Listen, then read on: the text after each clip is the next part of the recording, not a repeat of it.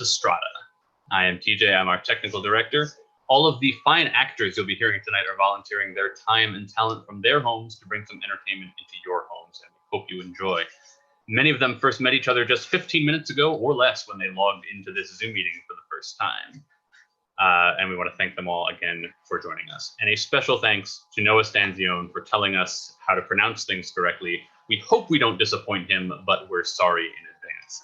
We would like to thank also our friend, Your Friendly Neighborhood Shakespeare, for hosting this on his pages, for joining us sometimes, and for collaborating with us on a future production. Our August 12th collaboration with him and his social distancing players will be The Importance of Being Earnest. There's an Indiegogo campaign connected to that was recently posted on our Facebook page, and all donations to that campaign help to pay out-of-work actors. As always, we want to acknowledge and thank all of the medical professionals and essential workers who've been working tirelessly to keep us all as healthy and as safe as possible.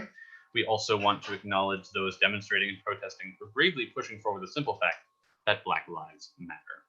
If you are interested in more information about our totally volunteer organization, check out our website, zenithplayers.com. Feel very free to check out our attractive donations page. 100% of all donations go towards production costs, which these days consists of the various subscriptions that allow for these readings to happen. If you would like to read with us in future projects, just send us an email at casting@zenithplayers.com. We'll get you right on board. Join us this Monday as we begin week 21 with Pride and Prejudice, and next Saturday for Henry IV, Part 1, as we return to Shakespeare. For now, though, just relax and enjoy Lysistrata with Emily Brennan, Shakira Searle, Jillian Petrie, Noah Stanzione, Joshua Boyer, Sarah Decker, Andrew Gellos, Allison Russell, Julie Goskja, Erin Grodis-Gimbel, Jeff Bala, Zandali Montero, Christian Recca, Garrett Hicks, Andrew Weinstein, and Emily Durango as Lysistrata.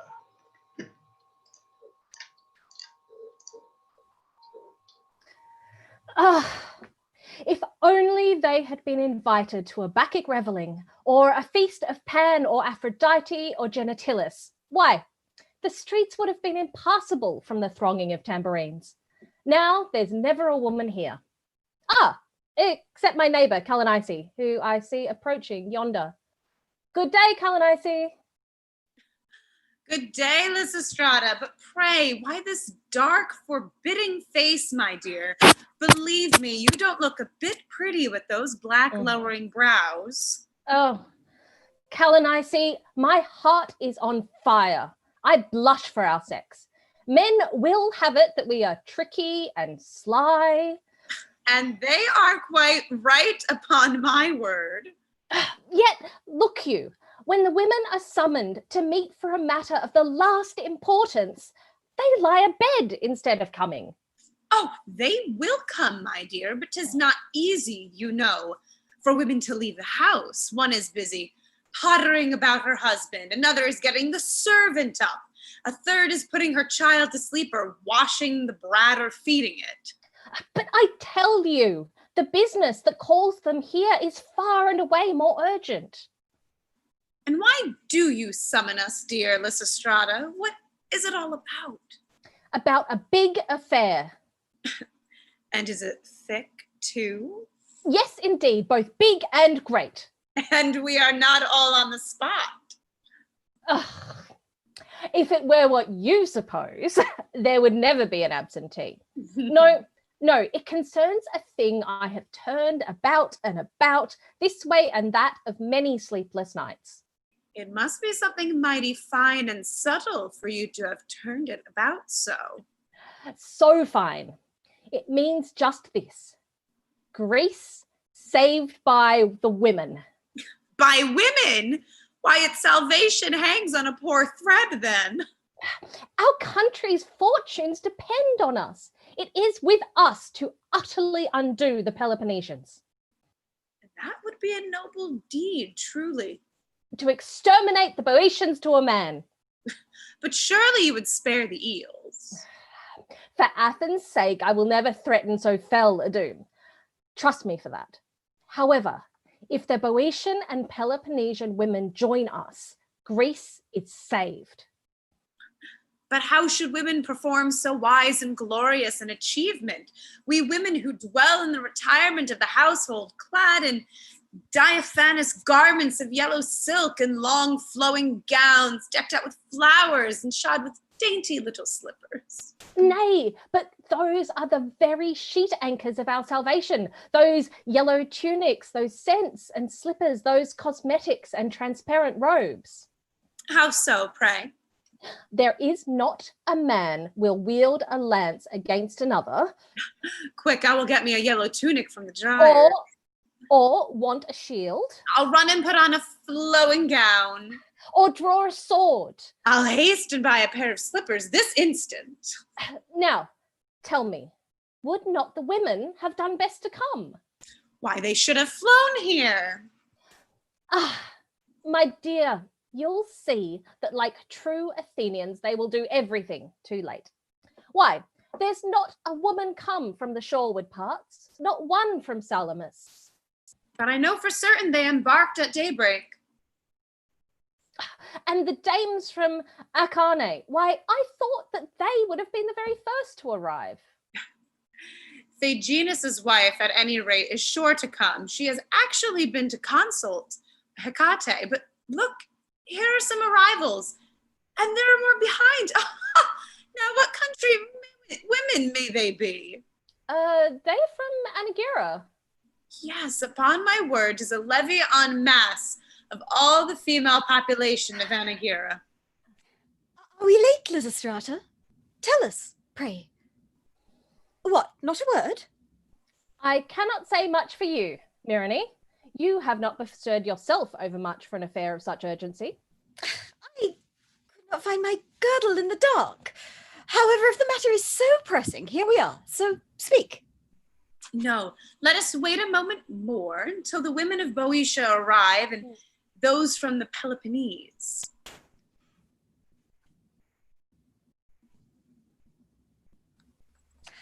Yes, that is best. Ah, here comes Lampito.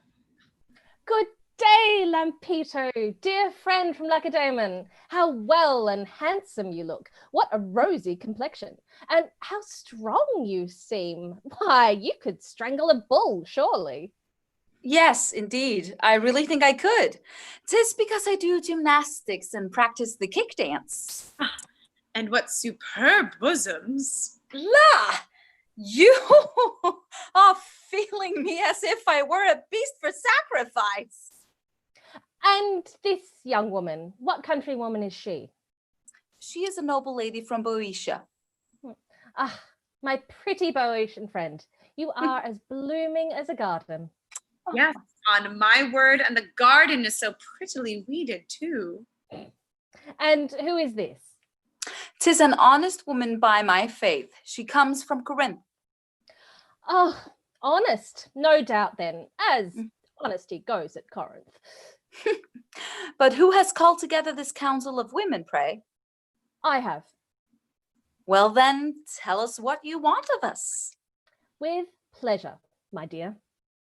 What is this most important business that you wish to inform us about? I will tell you. But first, answer me one question. What is that? Don't you feel sad and sorry because the fathers of your children are far away from you with the army? For I'll undertake, there is not one of you whose husband is not abroad at the moment. Mine has been the last 5 months in Thrace, looking for Eucrates. 7 long months in mine left me for Pylos. As for mine, is he ever does return from service, he's no sooner back than he takes down his shield again and flies back to the wars. And not so much as the shadow of a lover. Since the day the Milesians betrayed us, I have never once seen an 8-inch long Godamish even, to be a leaven consolation to us poor widows.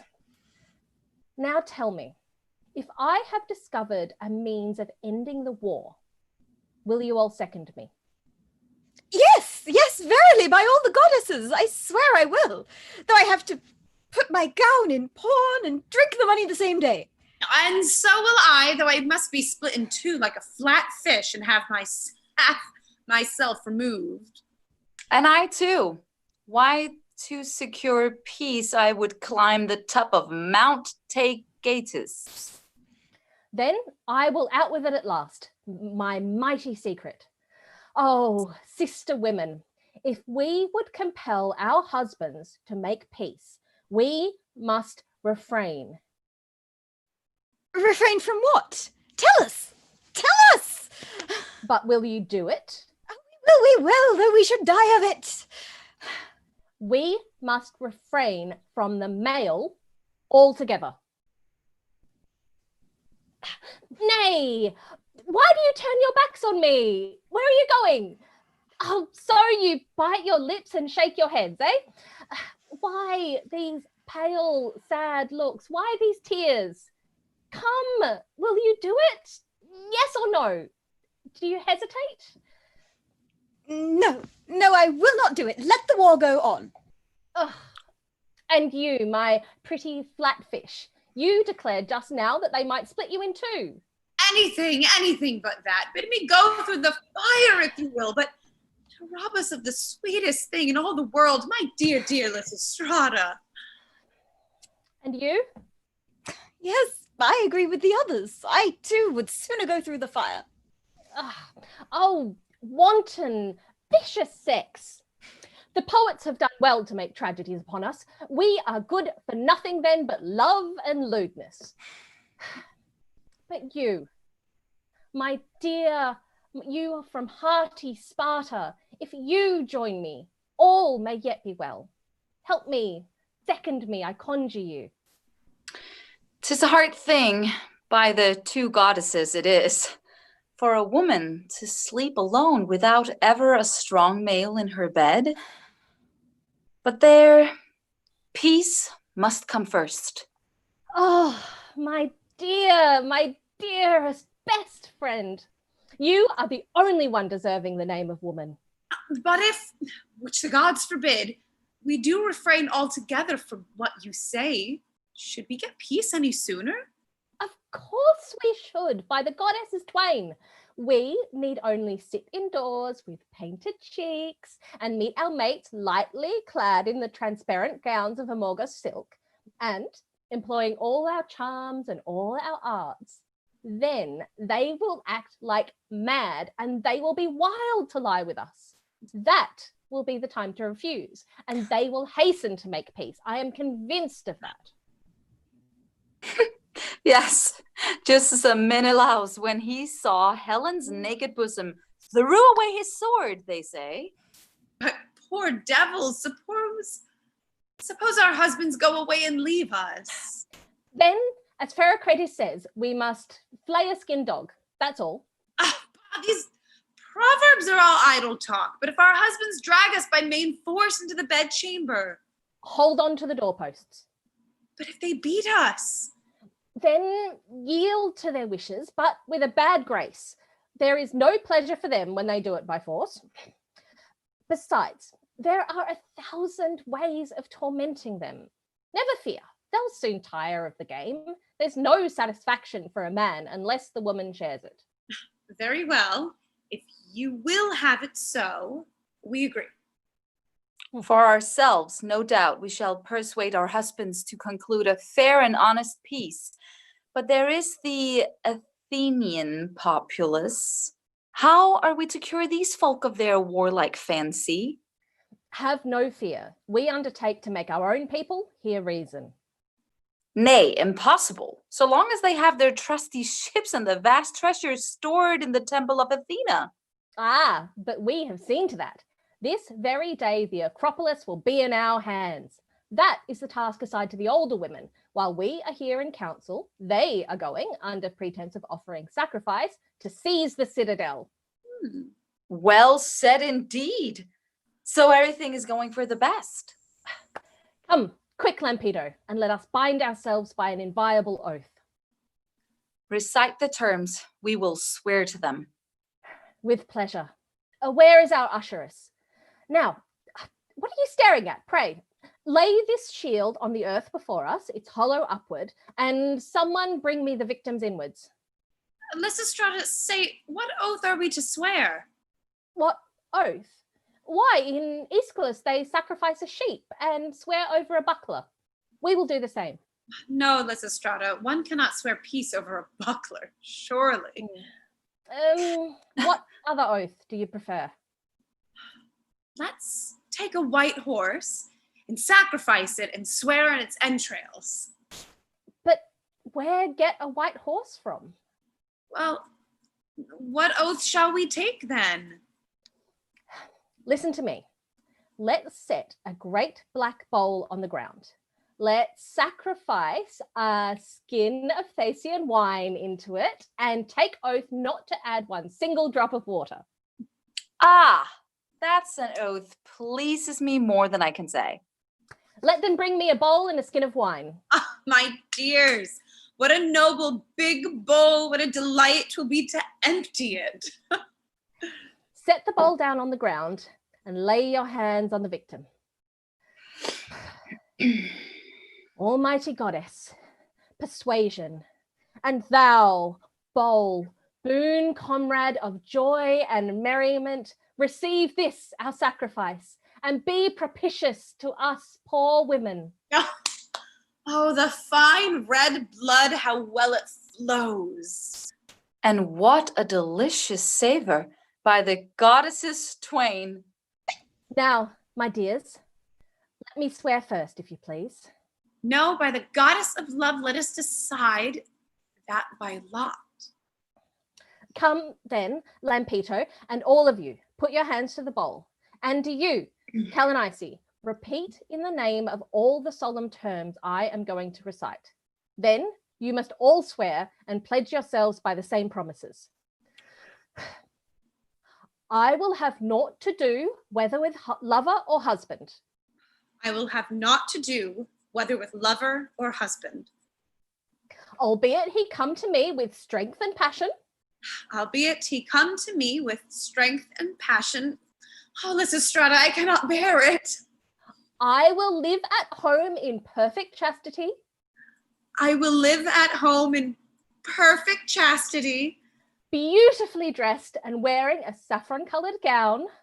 Beautifully dressed and wearing a saffron-colored gown. To the end I may inspire my husband with the most ardent longings. To the end I may inspire my husband with the most ardent longings. Never will I give myself voluntarily. Never will I give myself voluntarily. And if he has me by force, And if he has me by force, I will be cold as ice and never stir a limb. I will be cold as ice and never stir a limb.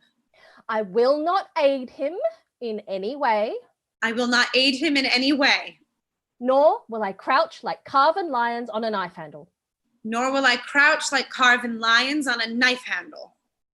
And if I keep my oath, may I be suffered to drink of this wine. And if I keep my oath, may I be suffered to drink of this wine. But if I break it, let my bowl be filled with water. But if I break it, let my bowl be filled with water. Will ye all take this oath? Yes. Yes. Then, lo, I'll now consume this remnant. Enough, my dear. Now let us all drink in turn to cement our friendship. Hark! What do those cries mean? 'Tis what I was telling you. The women have just occupied the Acropolis. So now, Lampito, you return to Sparta to organize the plot, while your comrades here remain as hostages.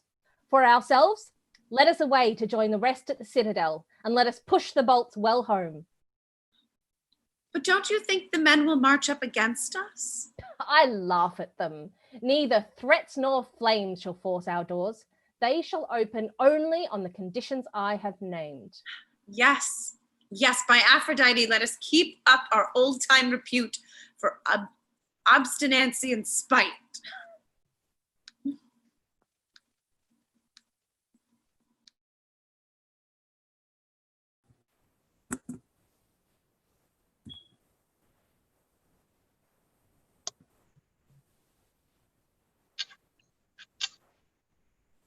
Go easy, Drasus, go easy. Why, your shoulder is all chafed by these plaguey heavy olive stalks.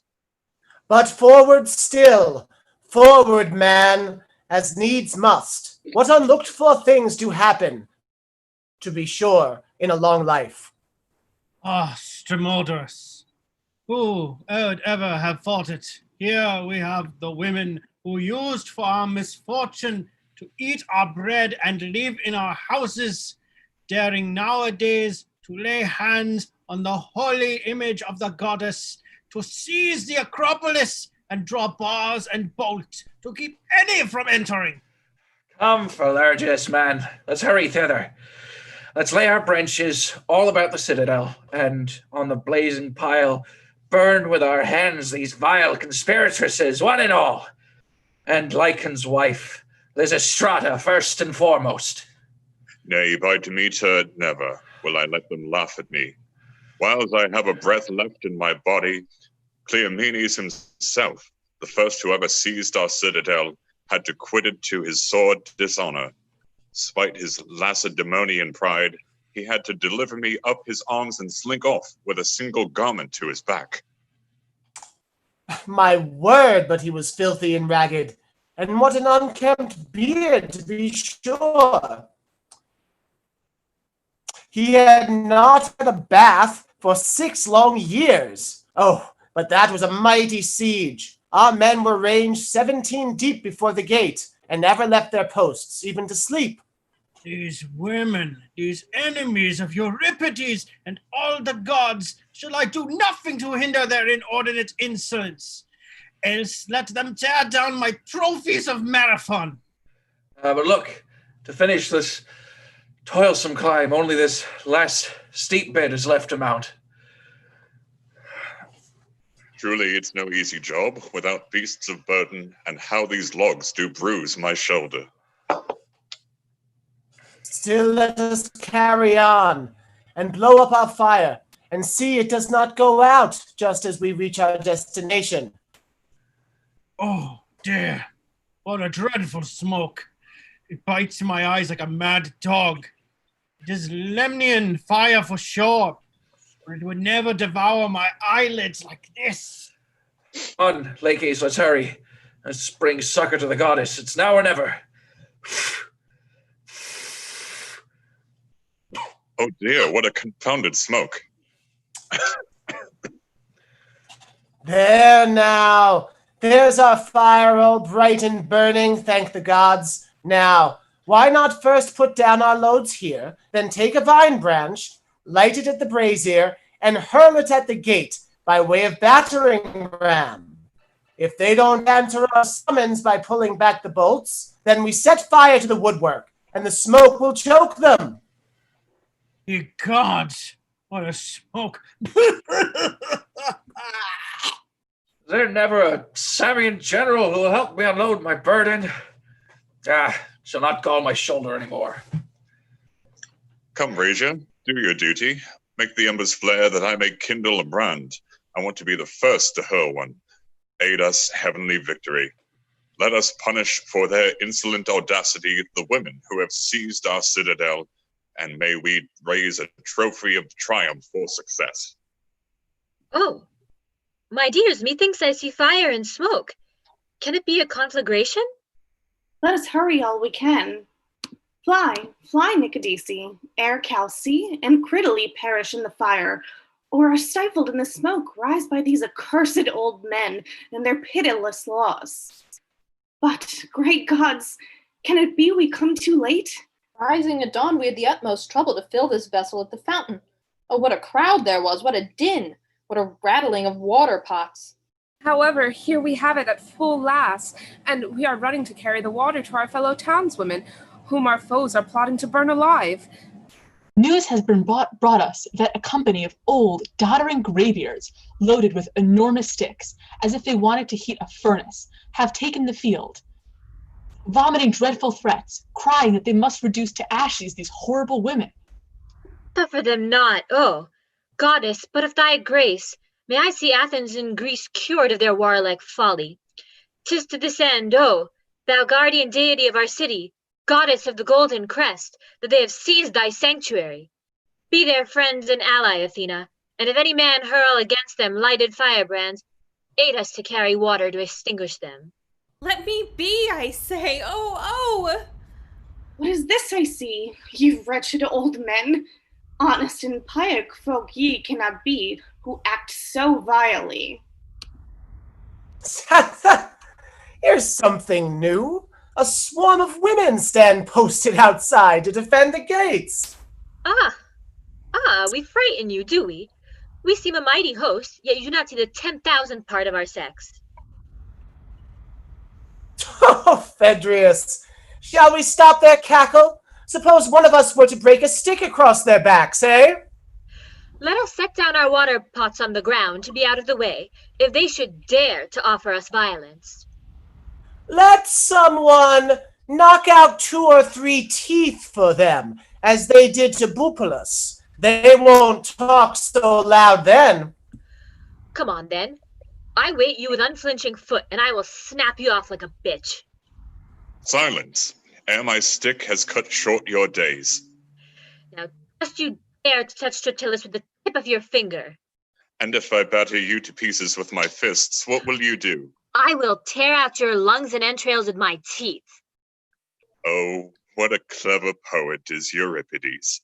How well he says that woman, is the most shameless of animals. Let's pick up our water jars again, Rodipi. Oh, accursed harlot, what do you mean to do here with your water? And you old death in life with your fire. Is it to cremate yourself? I am going to build you a pyre to roast your female friends upon. And I am going to put out your fire. Put out our fire, you... Yes, you shall see soon. I don't know what prevents me from roasting you with this torch. I'm getting you a bath ready to clean off the filth. A bath from me? You... Yes, indeed. A nuptial bath. Hee hee. Do you hear that? What insolence! I'm a free woman, I tell you. I will make you hold your tongue, never fear. Aha. You shall never sit more among the Heliasts. Burn off her hair for her! Water, to your office. Oh, Was it hot? Oh, God! Oh, God! Oh, stop! I'm watering you to make you bloom afresh. Alas, I am too dry. How I am trembling with cold! These women, have they made din enough, I wonder, with their tambourines? Bewept Adonis enough upon their terraces? I was listening to the speeches last Assembly Day, and Demonstratus, whom heaven confound, was saying we must all go over to Sicily, and lo, his wife was dancing round, repeating, "Alas, alas, Adonis, woe is me for Adonis." Demonstratus was saying we must levy hoplites at Zacynthus, and lo, his wife, more than half drunk, was screaming on the house roof, "Weep, weep for Adonis," while that infamous mad ox was bellowing away on his side. Do you not blush, you women, for your wild and uproarious doings? But you don't know all their effrontery yet. They abused and insulted us. Then soused us with the water in their water pots, and have us set wringing out our clothes for all the world, as if we had bepissed ourselves. And 'tis well done too by Poseidon. We men must share the blame of their ill conduct. It is we who teach them to love riot and dissoluteness and sow the seeds of wickedness in their hearts. You see a husband go into a shop. "Look you, jeweler," says he, "you remember the necklace you made for my wife? Well, the other evening when she was dancing, the catch came open. Now, I am bound to start for Salamis. Will you make it convenient to go up tonight to make her fastening secure?" Another will go to the cobbler, a great strong fellow with a great long tool, and tell him, "The strap of one of my wife's sandals presses her little toe, which is extremely sensitive. Come in about midday to supple the thing and stretch it." Now see the results. Take my own case. As a magistrate, I have enlisted robes. I want money to pay him, and lo, the women clap to the door in my face. But why do we stand here with arms crossed? Bring me a crowbar, I'll chastise their insolence. Oh, there, my fine fellow. What are you gaping at the crows about? Looking for a tavern, I suppose, eh? Come, crowbars here, and force open the gates. I will put a hand to the work myself. No need to force the gates. I'm coming out. Here I am. And why bolts and bars? What we want here is not bolts and bars and locks, but common sense. Really, my fine lady. Where is my officer? I want him to tie that woman's hands behind her back. Oh, by Artemis, the virgin goddess. If he touches me with the tip of his finger, officer of the public peace though he be, let him look out for himself. How now? Are you afraid? Seize her, I tell you, round the body, 2 of you at her, and have done with it. By Panderosis, if you lay a hand on her, I'll trample you underfoot till you spill your guts. Oh, there. Where's my other officer? Bind that minx first who speaks so prettily. By Phoebe, if you touch her with one finger, you'd better call quick for a surgeon. What do you mean? Officer, where you got to? Lay hold of her. Oh, but I'm going to stop your foolishness for you all. By the Tauric Artemis, if you go near her, I'll pull out your hair, scream as you'd like. Miserable man that I am. My own officers desert me. What, ho, are we to let ourselves be bested by a mob of women? Ho, Scythians mine, close up your ranks and forward. By the holy goddesses, you'll have to make acquaintance with 4 companies of women, ready for the fray and well armed to boot. Forward, Scythians, and bind them. Forward, my gallant companions, march forth, ye vendors of grain and eggs, garlic and vegetables, keeper of taverns and bakeries, wrench and strike and tear. Come, a torrent of invective and insult. Enough, enough. Now, retire. Never rob the vanquished. Here's a fine exploit for my officers. Ah, so you thought you only had to do with a lot of slave women. You did not know the ardor that fills the bosom of free-born dames. Ardor. Yes, by Apollo, ardor enough for the wine cup. Sir, what use of words? They are of no avail with wild beasts of this sort. Don't you know how they have just washed us down? And with no very fragrant soap. What would you have? You should never have laid rash hands on us. If you start afresh, I'll knock your eyes out.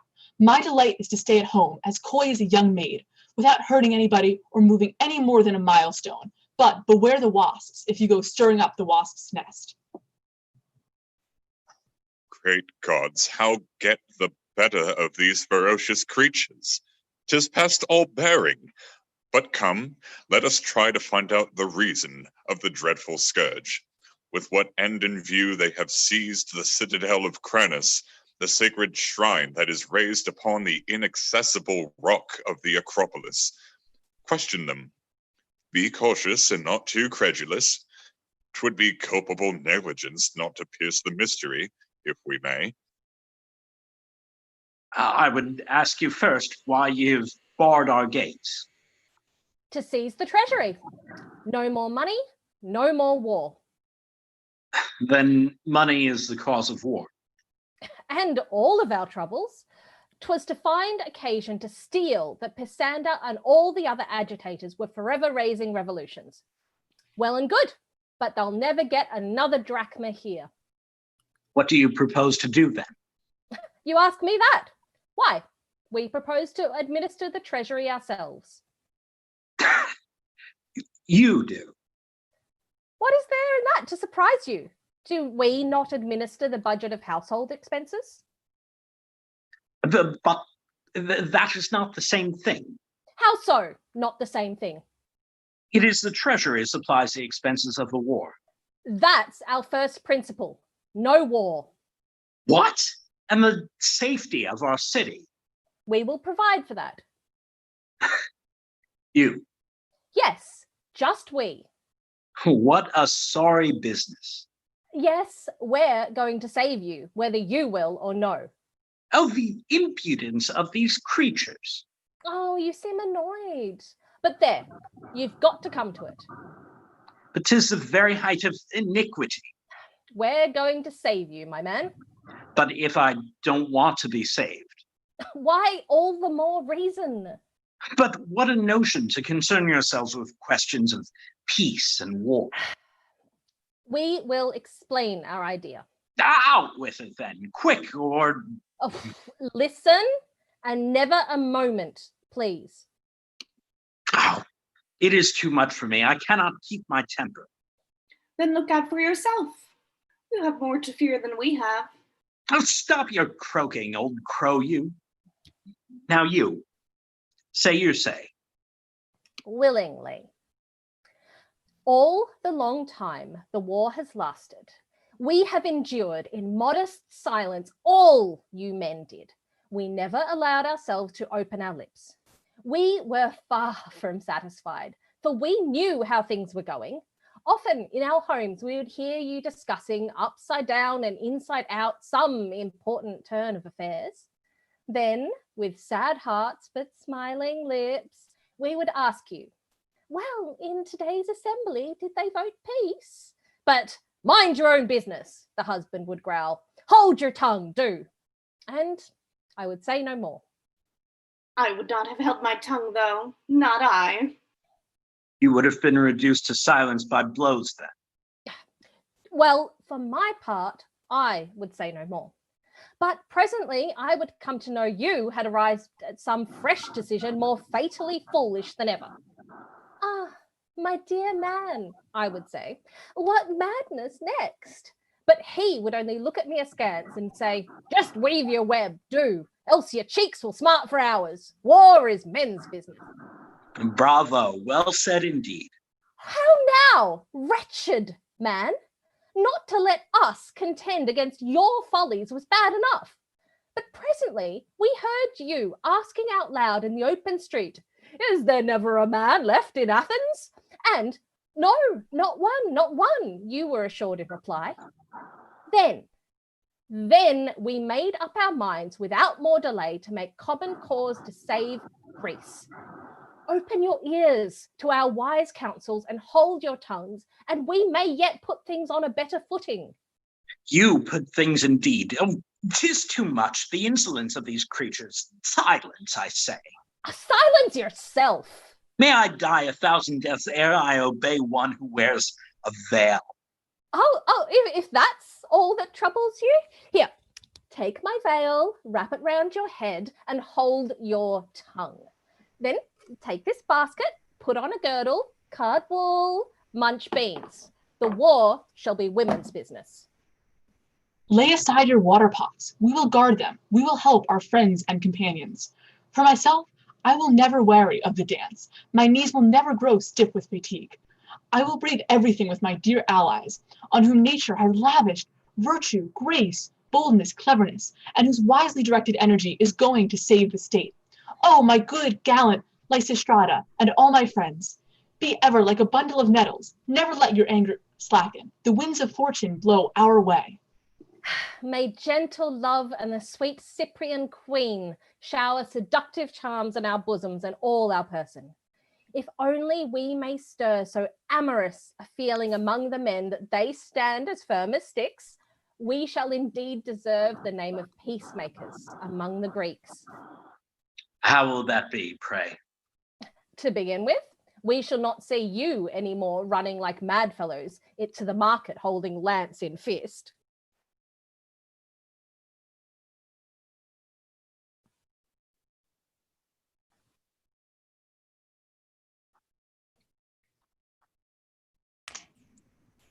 That will be something gained anyway, by the Paphian goddess it will. Now we'll see him, mixed up with saucepans and kitchen stuff, armed to the teeth, looking like a wild Corybantes. Why, of course, that's what brave men should do. Oh, but what a funny sight to behold a man wearing a Gorgon's bead buckler coming along to buy fish. The other day in the market, I saw a Palaric with flowing ringlets. He was a horseback and was pouring into his helmet the broth he had just brought in old Dame Still. There was a Thracian warrior, too, who was brandishing his lace with Terrace in the play. He had scared a good woman selling figs into a perfect panic and was gobbling up all her ripest fruit. And how, pray, would you propose to restore peace and order in all the countries of Greece? 'Tis the easiest thing in the world. Come, tell us how. I'm curious to know. When we are winding thread and it is tangled, we pass the spool across and through the skein, now this way, now that way. Even so, to finish off the war, we shall send embassies hither and thither and everywhere to disentangle matters. And 'tis with your yarn and your skeins and your spools you think to appease so many bitter enmities, you silly women. If only you had common sense, you would always do in politics the same as we do with our yarn. Come, how is that, huh? First, we wash the wool to separate the grease and filth. Do the same for all bad citizens. Sort them out and drive them forth with rods. 'Tis the refuse of the city. Then, for all such as come crowding up in search of employment and offices, we must card them thoroughly. Then, to bring them all to the same standard, pitch them pell-mell into the same basket, resident aliens or no, allies, debtors to the state, all mixed up together. Then, for our colonies, you must think of them as so many isolated hanks. Find the ends of the separate threads, draw them to a center here, wind them into one, make one great hank out of the lot, out of which the public can weave itself a good, stout tunic. Is it not a sin and a shame to see them carding and winding the state these women who have neither art nor part in the burdens of the war? What? Wretched man! Why, 'tis a far heavier burden to us than to you. In the first place, we bear sons who go off to fight far away from Athens. Enough said. Do not recall sad and sorry memories. Then secondly, instead of enjoying the pleasures of love and making the best of our youth and beauty, we are left to languish far from our husbands, who are all with the army. But say no more of ourselves. What afflicts me is to see our girls growing old in lonely grief. Don't the men grow old too? That is not the same thing. When the soldier returns from the wars, even though he has white hair, he very soon finds a young wife. But a woman has only one summer. If she does not make hay while the sun shines, no one will afterwards have anything to say to her. And she spends her days consulting oracles that never send her a husband. But the old man who can still do it. Oh, but you! Why don't you get done with it and die? You are rich. Go buy yourself a beer and I will need you a honey cake for Cerberus. Here, take this garland. And this one too. And these fillets. What do you lack more? Step aboard the boat. Chiron is waiting for you. You're keeping him from pushing off. To treat me so scurvily, what an insult. I will go show myself to my fellow magistrates just as I am. What? Are you blaming us for not having exposed you according to custom? Nay, console yourself. We will not fail to offer up the third day sacrifice for you first thing in the morning. Awake, friends of freedom. Let us hold ourselves, ready to act. I suspect a mighty peril. I foresee another tyranny like Hippias's. I am sore afraid the Laconians assembled here with Cleisthenes have, by a stratagem of war, stirred up these women, enemies of the gods, to seize upon our treasury and the funds whereby I lived. Is it not a sin and a shame for them to interfere in advising the citizens, to prate of shields and lances, and to ally themselves with Laconians? Fellows, I trust no more than I would so many famished wolves. The whole thing my friends, is nothing else but an attempt to re-establish tyranny. But I will never submit. I will be on my guard for the future. I will always carry a blade hidden under myrtle boughs. I will post myself in the public square under arms, shoulder to shoulder with Aristophanes. And now, to make a start, I must just break a few of that cursed old jade's teeth yonder. Nay, never play the brave man, else when you go back home, your own mother won't know you. But, dear friends and allies, first let us lay our burdens down, then, citizens all, hear what I have to say. I have useful counsel to give our city, which deserves it well at my hands for the brilliant distinctions it has lavished on my girlhood. At 7 years of age, I was bearer of the sacred vessels. At 10, I pounded barley for the altar of Athena. Next, clad in a robe of yellow silk, I was little bear to Artemis at the Baronia. Presently, grown a tall, handsome maiden, they put a necklace of dried figs about my neck, and I was basket bearer. So surely I am bound to give my best advice to Athens. What matters that I was born a woman if I can cure your misfortunes? I pay my share of tolls and taxes by giving men to the state. But you, miserable graybeards, you contribute nothing to the public charges. On the contrary, you have wasted the treasure of our forefathers, as it was called, the treasure amassed in the days of the Persian Wars. You pay nothing at all in return, and into the bargain you endanger our lives and liberties by your mistakes. Have you one word to say for yourselves? Don't irritate me, you there, or I'll lay my slipper across your jaws, and it's pretty heavy. Outrage upon outrage. Things are going from bad to worse. Let us punish the minxes. Every one of us that has advantages to boast of. Come, off with our tunics, for a man must savor of manhood. Come, my friends, let us strip naked from head to foot. Courage, I say, we who in our day garrisoned Lepsidrian, let us be young again and shake off eld. If we give them the least hold over us, 'tis all up. Their audacity will know no bounds. We shall see them building ships and fighting sea fights like Artemisia. Nay, if they want to mount and ride as cavalry, we had best cashier the knights, for indeed women excel in riding, and have a fine, firm seat for the gallop. Just think of all those squadrons of Amazons Mekon has painted for us, engaged in hand-to-hand combat with men. Come then, we mustn't fit collars to all these willing necks. By the blessed goddesses, if you anger me, I will let loose the beasts of my evil passions, and a very hailstorm of blows will set you yelling for help. Come, dames, off tunics, and quick's the word. Women must scent the savor of women in the throes of passion. Now just you dare to measure strength with me, old graybeard, and I warrant you, you'll never eat garlic or black beans more. You? No, not a word.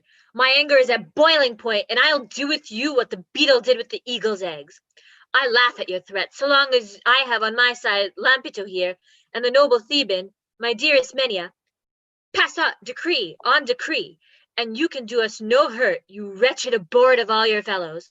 Why, only yesterday, on occasion of the feast of Hecate, I asked my neighbors of Boeotia for one of their daughters, for whom my girls have a lively liking.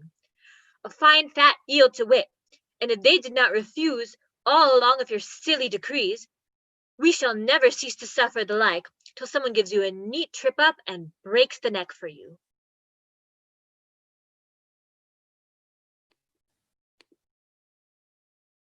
You, Lysistrata, you who are a leader of glorious enterprise, why do I see you coming towards me with so gloomy an air? 'Tis the behaviour of these naughty women. 'Tis the female heart and female weakness that so discourages me. Tell us, what is it? I only tell the simple truth. What has happened so disconcerting? Come, tell your friends. Oh, The thing is so hard to tell, yet so impossible to conceal. Nay, never seek to hide any ill that has befallen our cause. To blurt it out in a word, we are in passion. Oh, Zeus, oh, Zeus. What use calling upon Zeus? The thing is, even as I say, I cannot stop them any longer from lusting after the men. They are all for deserting. The first I caught was slipping out by the postern gate near the cave of Pan. Another was letting herself down by a rope and pulley. A third was busy preparing her escape, while a fourth, perched on a bird's back, was just taking wind for Lysistra's house when I seized her by the hair. One and all, they are inventing excuses to be off home. Look, there goes one, trying to get out. Hello there! Whither away so fast? I want to go home. I have some Maltus wool in the house, which is getting all eaten up by worms. Oh, bah, you and your worms. Go back, I say. I will return immediately. I swear I will by the two goddesses. I only have just to spread it out on the bed. You shall not do anything of the kind. I say you shall not go. Must I leave my wool to spoil then? Yes, if need be. Unhappy woman that I am. Alas for my flax, I've left it home unstripped. Oh, so here's another trying to escape to grow home and strip her flax, forsooth. Oh, I swear by the goddess of light, the instant I put it in condition, I will come straight back. You shall do nothing of the kind. If once you began, others would want to follow suit.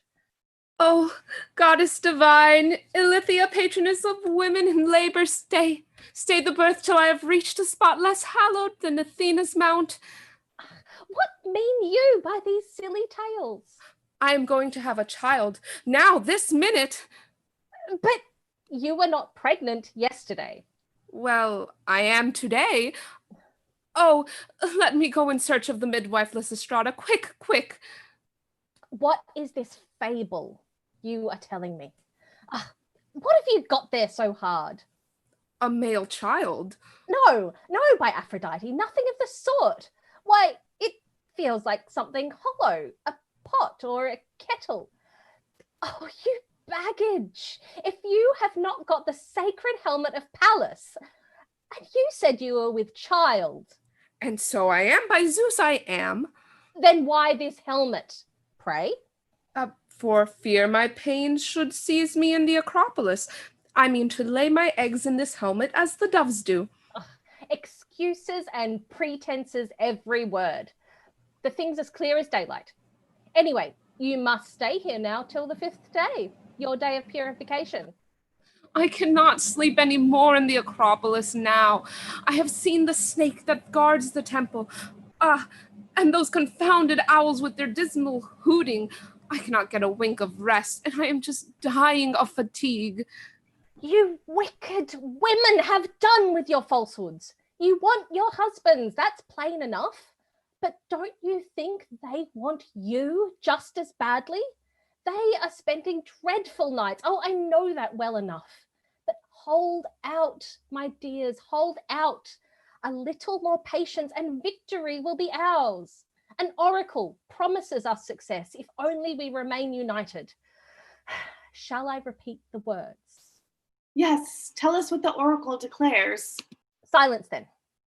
Now, whenas the swallows, fleeing before the hoopoes, shall have all flocked together in one place, and shall refrain them from all amorous commerce, then will be the end of all the ills of life. Yea, and Zeus, which doth thunder in the skies, shall set above what was erst below. What? Shall the men be underneath? But if dissension do arise among the swallows, and they take wing from the holy temple, 'twill be said there is never a more wanton bird in all the world. Ye gods, the prophecy is clear. Nay, never let us be cast down by calamity. Let us be brave to bear and go back to our posts. Shameful indeed not to trust the promises of the oracle. I want to tell you a fable that used to relate to me when I was a little boy. This is it. Once upon a time, there was a young man called Melanion who hated the thought of marriage so sorely that he fled away to the wilds. So he dwelt in the mountains, wove himself nets, and caught hares. He never came back. He had such a horror of women. As chaste as Melanion, we loathe the jades just as much as he did. You, dear old woman, I would fain kiss you. I will set you crying without onions. And give you a sound kicking. Aha, what a dense forest you have there. Oh, so was Moronidas, one of the best bearded men of men on this side. His backside was all black, and he terrified his enemies as much as Phormio. I want to tell you a fable, too, to match yours about Melanion. Once there was a certain man called Timon, a tough customer and a whimsical, a true son of the Furies, with a face that seemed to glare out of a thorn bush. He withdrew from the world because he couldn't abide bad men, after vomiting 1,000 curses at him. He had a holy horror of ill-conditioned fellows, but he was mighty tender towards women. Suppose I up and broke your jaw for you. I am not a bit afraid of you. Suppose I let fly a good kick at you. I should see your backside then. You would see that, for all my age, it is very well attended to.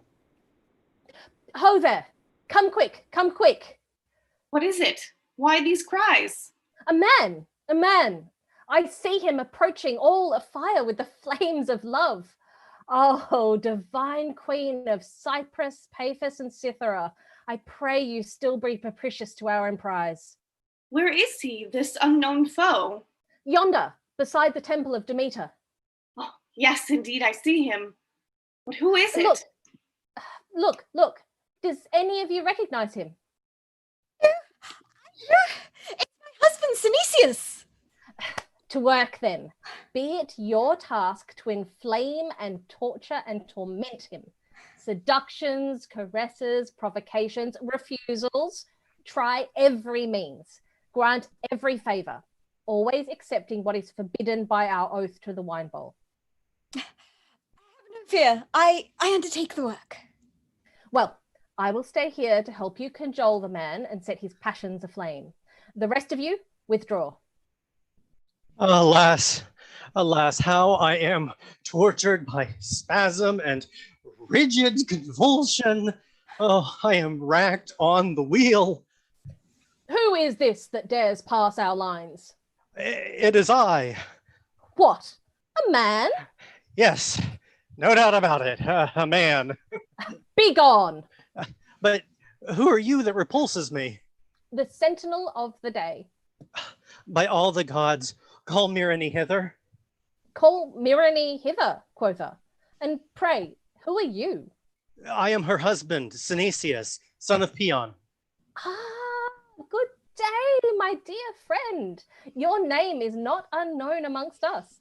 Your wife has it forever on her lips, and she never touches an egg or an apple without saying, "'Twill be for Synesius."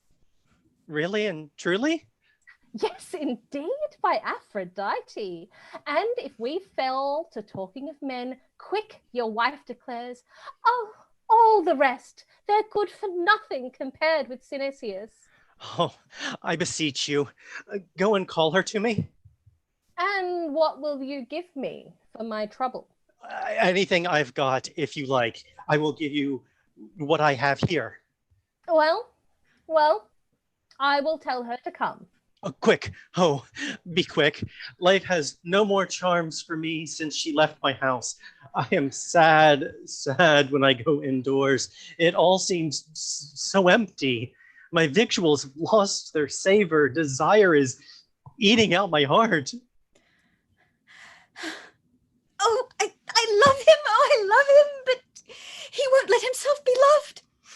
No, I shall not come. Myrrhine, my little darling Myrrhine, what are you saying? Come down to me, quick.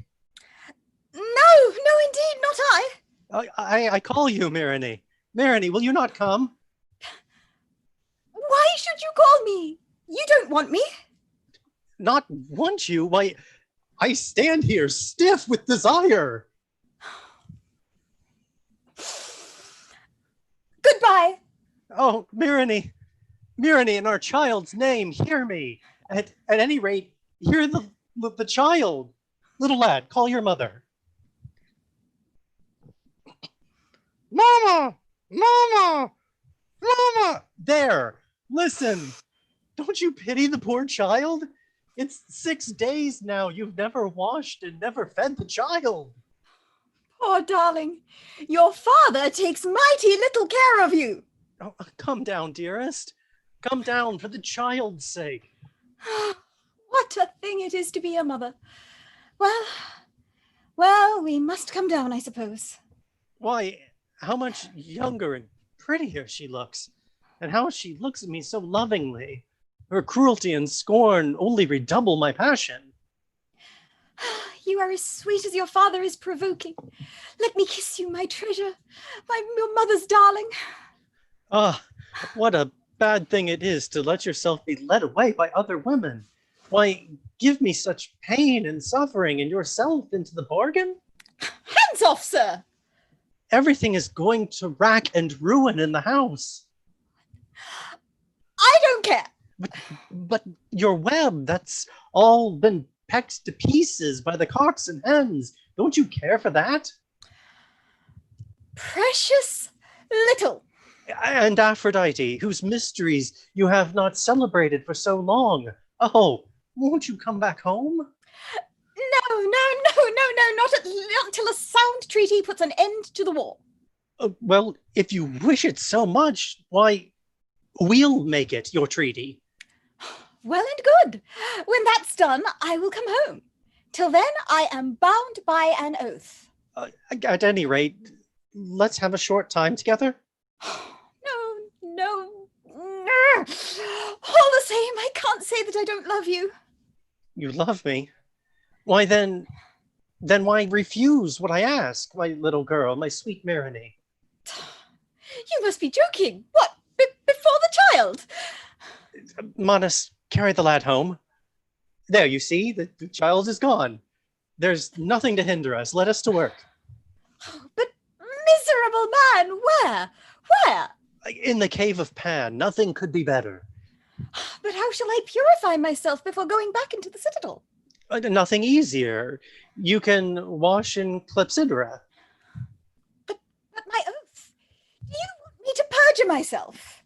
I take all responsibility. Never make yourself anxious.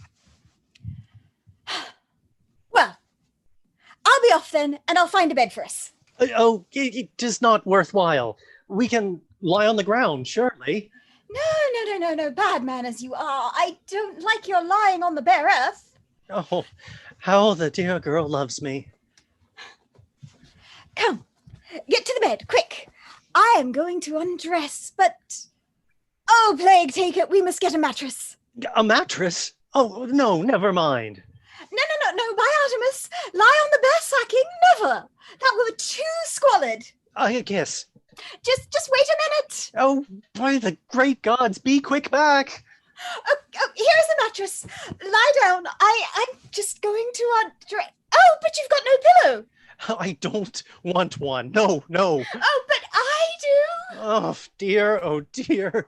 They treat my poor self for all the world like Heracles. There. Lift your head, dear. That's really everything. Is it everything, I wonder? Come, my treasure. I am just unfastening my girdle. But remember what you promised me about making peace. You must keep your word. Yes, upon my life I will. Why, you have no blanket. Great Zeus, what matter of that? 'Tis you I want to love. Never fear.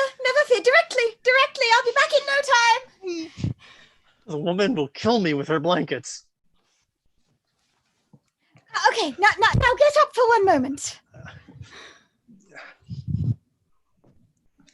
But I tell you, our friend here is all ready. Would you like me to send you? No, my Apollo, no, please. Oh yes, but by Aphrodite, but I will, whether you wish it or not. Oh, great Zeus, may she soon be done.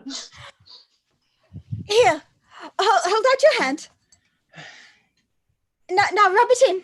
Oh, in Apollo's name, I don't much like the smell of it, but perhaps 'twill improve when it's well rubbed in. It does not somehow smack of the marriage bed. Oh, but there, what a scatterbrain I am! If I have not brought Rhodian perfumes! Never mind, dearest. Let be now. You are joking! Deuce take the man who first invented perfume, say I. Here, take this bottle. I have a better, all the ready for your service, darling. Come, you provoking creature, to bed with you, and don't bring another thing. Coming, I'm just slipping off my shoes. Dear boy, will you vote for peace? I'll think about it. I'm a dead man. She is killing me. She is gone and left me in torment in tragic style. I must have someone to love. I must.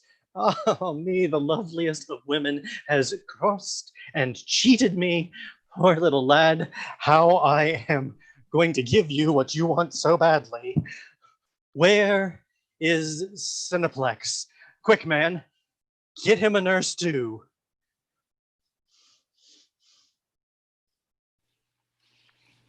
Poor, miserable wretch, balked in your amorousness. What tortures are yours? Ah, you fill me with pity. Could any man's back and loins stand such a strain? He stands stiff and rigid, and there's never a wench to help him. Ye gods in heaven, what pains I suffer. Well, there it is. 'Tis her doing, that abandoned hussy. No, rather say the sweetest, dearest darling. That dearest darling? No, that hussy, say I. Zeus, thou god of the skies, canst not let loose a hurricane to sweep them all up into the air and whirl them round, then drop them down crash and impale them on the point of his weapon?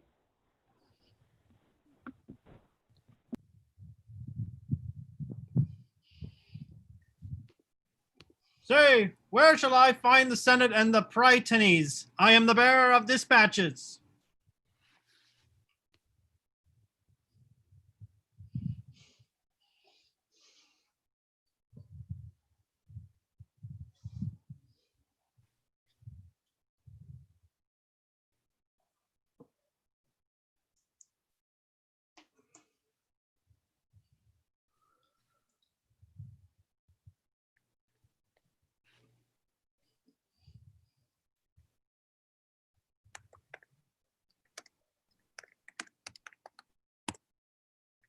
Are you a man or a Priapus, pray? Oh, but he's mighty simple. I am a herald, of course. I swear I am, and I come from Sparta about making peace. But look, you are hiding a lance under your clothes. Surely. No, nothing of the sort. Then why do you turn away like that and hold your cloak out from your body? Have you gotten swellings in the groin with your journey? By the twin brethren, the man's an old maniac. Aha, my fine lad. Why, I can see it standing. No fie. I tell you no, but enough of this foolery. Why, what is it you have there, then? The Lacedaemonian Skytale. Oh, indeed, a scatale, is it? Well, speak out frankly. I know all about these matters. How are things going in Sparta now? Why, everything is turned upside down at Sparta, and all the allies are half dead with lusting. We simply must have Helene. What is the reason of it all? Is it the god Pan's doing? No, but Lampetos and the Spartan women's acting at their instigation. They have kicked the men all access to them. But whatever do you do? We are at our wits' end. We walk bent double, just as if we were carrying lanterns in a wind. The jades have sworn we shall not so much as touch them till we have all agreed to conclude peace. So I see now. 'Tis a general conspiracy embracing all Greece. Go ye back to Sparta and bid them send envoys with plenary powers to treat for peace. I will urge our senators myself to name plenipotentiaries from us, and to persuade them, why, I will show them something else. What could be better? I fly at your command. No wild beast is there, no flame of fire, more fierce and untamable than women. The leopard is less savage and shameless. And yet you dare to make war upon me, wretch, when you might have me for your most faithful friend and ally. Never can my hatred cease towards women. Well, please yourself. Still, I cannot bear to leave you all naked, as you are. Folks would laugh at you. Come, I'm going to put this tunic on you. You are right, upon my word. It was only in my confounded fit of rage I took it off. Now, at any rate, you look like a man, and they won't make fun of you. If you had not offended me so badly, I would take out that nasty insect you have in your eye for you. So that's what was annoying me so. Look, here's a ring. Just remove the insect and show it to me. By Zeus, it has been hurting my eye this ever so long. Well, I agree, though your manners are not over and above pleasant. Oh, what a huge, great gnat! Just look, it's from Trichoceros for sure. 1,000 thanks. The creature was digging a regular well in my eye. Now it's gone. My tears flow freely. I will wipe them for you. Bad, naughty man though you are. Now, just one kiss. No! A kiss! Certainly not. Just one, whether you like it or not. Oh, these confounded women, how they do cajole us. How true the saying, 'tis impossible to live with the baggages, impossible to live without 'em. Come, let us agree for the future not to regard each other any more as enemies, and to clinch the bargain, let us say a choric song. We desire, Athenians, to speak ill of no man, but on the contrary to say much good of everyone, and to do the like. We have had enough of misfortunes and calamities. If there is any man or woman who wants a bit of money, 2 or 3 minas or so, well, our purse is full. If only peace is concluded, the borrower will not have to pay back. Also, I'm inviting to supper a few Charistian friends of mine who are excellently well qualified. I still have a drop of good soup left and a young porker I'm going to kill, and the flesh will be sweet and tender. I shall expect you at my house today. But first, away to the baths with you, you and your children. Then come all of you, ask no one's leave, but walk straight up, as if you were at home.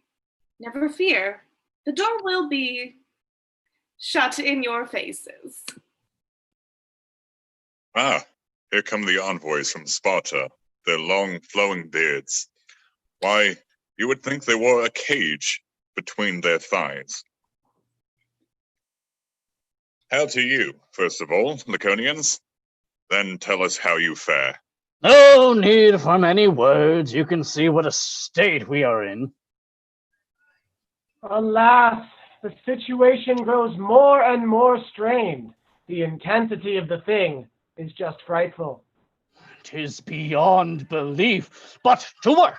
Summon your commissioners and let us patch up the best peace we may. Our men too, like wrestlers in the arena, cannot endure a rag over their bellies. 'Tis an athlete's malady, which only exercise can remedy. Can anybody tell us where Lysistrata is? Surely she will have some compassion on our condition. Look, 'tis the very same complaint. Don't you feel of mornings a strong, nervous tension? Yes. And a dreadful, dreadful torture it is. Unless peace is made very soon, we shall find no resource but to go to Clisthenes. Take my advice and put your clothes on again. One of the fellows who mutilated the Herme might see you. You're right. Quite right. There, I will slip on my tunic. What a terrible state we are in. Greeting to you, Laconian fellow sufferers. Ah, my boy, what a terrible thing it would have been if these fellows had seen us just now when we were on full stand. Well, speak out, Laconians. What is it brings you here? We have come to treat for peace. Well said. We are of the same mind. Better call Lysistrata then. She's the only person who can bring us to terms. Yes, yes. And Lysistratus into the bargain, if you will. Now, needless to call her, she has heard your voices, and here she comes. Hail, boldest and bravest of womankind. The time has come to show yourself in turn, uncompromising and conciliatory, exacting and yielding, haughty and condescending. Call up all your skill and artfulness. Lo, the foremost men in Hellas, seduced by your fascinations, are agreed to entrust you with the task of ending their quarrels. Will be an easy task, if only they refrain from mutual indulgence in masculine love. If they do, I shall know the fact at once. Now, where is the gentle goddess Peace? Lead hither the Laconian envoys. But, look you, no roughness or violence. Our husbands always behaved so boorishly. Bring them to me with smiles, as women should. If any refuse to give you his hand, then catch him and draw him politely forward. Bring up the Athenians, too. You may just how you will. Laconians, approach, and you, Athenians, on my other side. Now hearken all. I am but a woman, but I have good common sense. Nature has dowered me with discriminating judgment, which I have yet further developed, thanks to the wise teachings of my father and the elders of the city. First, I must bring a reproach against you that applies equally to both sides. At Olympia and Thermopylae and Delphi and a score of other places too numerous to mention, you celebrate before the same altars ceremonies common to all Hellenes, yet you go cutting each other's throats and sacking Hellenic cities, when all the while the barbarian is yonder threatening you. That is my first point. Oh, concupiscence is killing me. And now it is to you I address myself, Laconians. Have you forgotten how Pericles, your own countryman, sat a suppliant before our altars? How pale he was in his purple robes. He had come to crave an army of us. 'Twas the time when Messenia was pressing you sore and the sea god was shaking the earth. Simon marched to your aid at the head of 4,000 hoplites and saved Lacedaemon. And after such a service as that, you ravaged the soil of your benefactors. They do wrong. Very wrong, Lysistrata. We do wrong, very wrong. Ah, great gods, what lovely thighs she has. And now a word to the Athenians. Have you no memory left of how, in the days when ye wore the tunic of slaves, the Laconians came, spear in hand, and slew a host of Thessalians and partisans in Hippias the tyrant? They, and they only, fought on your side on that eventful day. They delivered you from despotism, and thanks to them, our nation could change the short tunic of the slave for the long cloak of the free man. I have never seen a woman of more gracious dignity. I have never seen a woman of a finer body. Bound by such ties of mutual kindness, how can you bear to be at war? Stop! Stay the hateful strife. Be reconciled. What hinders you? We are quite ready, if they will give us back our rampart. rampart, dear man? Pylos, which we have been asking for and craving for ever so long. In the sea god's name, you shall never have it. What? Agree, my friends, agree. But then, what city shall we be able to stir up trouble in? Ask for another place in exchange. Oh, that's the ticket. Well, to begin with, give us Echinis, the Maliac Gulf adjoining, and the 2 legs of Megara. Oh, surely not all that, my dear sir. Come to terms. Never make a difficulty of 2 legs, more or less. Well, I'm ready to cultivate my land. And I too, to dung it to start with. That's just what you shall do once peace is signed.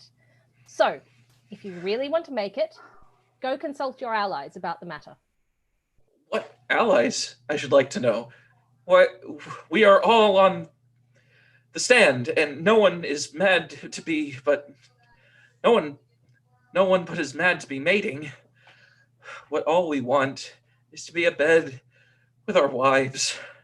How should our allies fail to second our project? And ours the same, for certain, sure.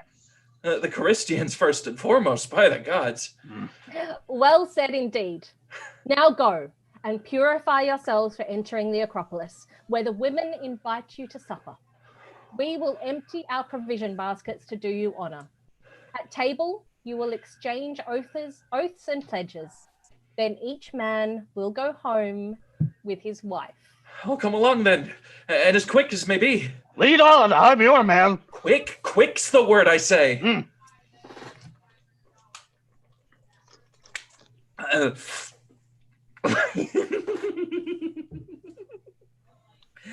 Such a merry banquet I've never seen before. The Laconians are simply charming. After the drink is in, we're all wise men. All. It's only natural to be sure, for sober, we're all fools. Take my advice, my fellow countrymen. Our envoys should always be drunk. We go to Sparta. We enter the city sober, where we must be picking a quarrel directly. We don't understand what they say to us. We imagine a lot they don't say at all. And we go report home all wrong, all topsy-turvy. But look you, today is quite different. We're enchanted, whatever happens. Instead of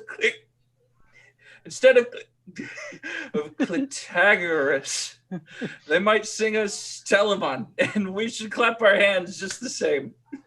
A perjury or 2 into the bargain. What does that matter to merry companions and their cups?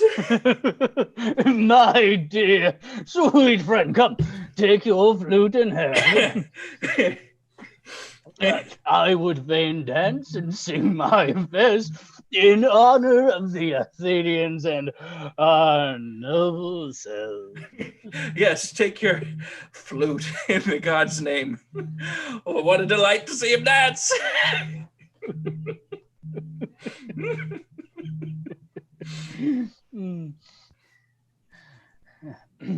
Oh, Minima Sine, inspire these men, inspire my muse who knows our exploits and those of the Athenians. With what a godlike ardor they swoop down at Artemisium on the ships of the boars whetting their tusks. No, on the ships of the Medes. Yes. What a glorious victory was that for the soldiers of Leonidas.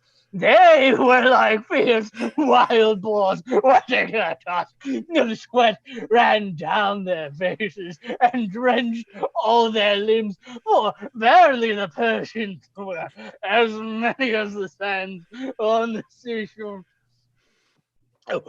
Artemis, huntress queen, whose arrows pierce the denizens of the woods, virgin goddess, be thou favorable to the peace we here conclude. Through thee may our hearts be long united. This treaty draw close forever the bonds of a happy friendship. No more wiles and stratagems. Aid us, maiden huntress. Appear, dancers in the graces with you. Let us invoke one and all Artemis and her heavenly brother, gracious Apollo, patron of the dance, and Dionysus, whose eye darts flame as he steps forward, surrounded by the maenad maids, and Zeus, who wields the flashing lightning, and his august, thrice blessed spouse, the Queen of Heaven. Yeah. Let us invoke, and all other gods, just all the other gods, calling all the inhabitants of the skies to witness the noble peace now concluded under the fine auspices of Aphrodite.